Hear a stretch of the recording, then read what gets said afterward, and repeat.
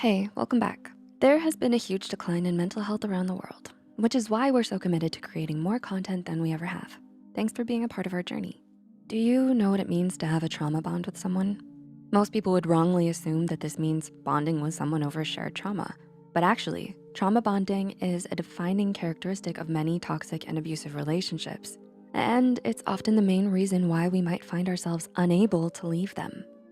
A trauma bond refers to the deep emotional attachment one might feel towards their abuser, and it's more likely to develop in those who have a history of abuse, exploitation, or emotional codependency in their past relationships. Trauma bonds can easily be mistaken for feelings of love and commitment towards another person.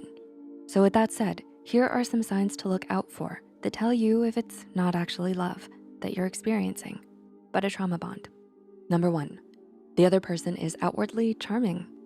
Of course, if given the choice, no one would willingly choose to pursue a relationship with someone who acts abusive towards them. The problem is, however, that toxic relationships don't start out that way. And it's usually only when you've already experienced the abuse that you start to realize something is wrong. You might develop a trauma bond with someone if they are outwardly charming, sweet, caring, and seem trustworthy to you. But don't be fooled. There might be something more sinister lurking beneath it all. Number two, they are emotionally unpredictable.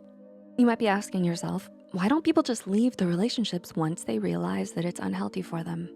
But the trouble is, it's a lot harder to spot trauma bonding when it's up close and personal compared to if you just saw it happening to someone else.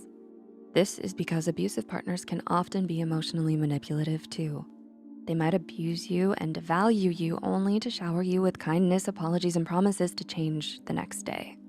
This serves as positive reinforcement to make you second guess any thoughts you might have of leaving them.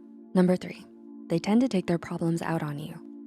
Think back to the last time this partner, friend, or family member heard some bad news or encountered a problem.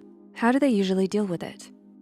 Do they often lash out, take it out on you, even when you've done nothing wrong? They could be keeping you around as their psychological punching bag, and you deserve better than that. Number four, they isolate you from your loved ones. Some people might think it's sweet to have someone who wants them all to themselves and gets jealous of those you spend your time with. But there's a difference between loving someone so much you want them around all the time and actively working to isolate them from the other important relationships in their lives. Does this person get mad at you for spending time with anyone who isn't them? Do they try to control who you're with or ask you to distance yourself from your friends and family? If the answer is yes, then that's as clear a red flag as any. Number five, you deny or minimize their abusive behavior. Now, let's look at all the ways the trauma bond might affect you and your behavior. Oftentimes, the most telling sign that you're in a destructive relationship is if you find yourself constantly trying to deny or minimize the other person's wrongdoings.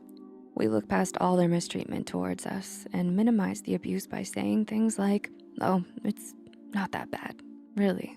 Or, I don't mind it, because in the moment, it's easier for us to just brush it off instead of confronting what might be a terrible, harsh reality, that the person you're with is abusing you. Number six, you constantly make excuses for them.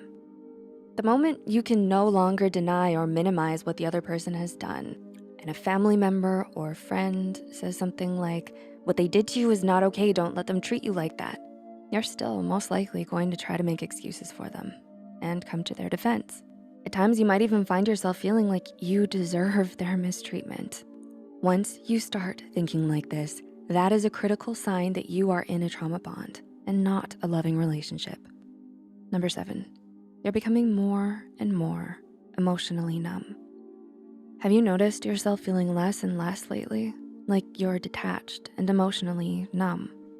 You might be feeling this way because subconsciously it's your mind's way of coping with all of the abuse that it's had to deal with from the person you're trauma bonded to. You can't take any more pain, fear, anger, or heartache.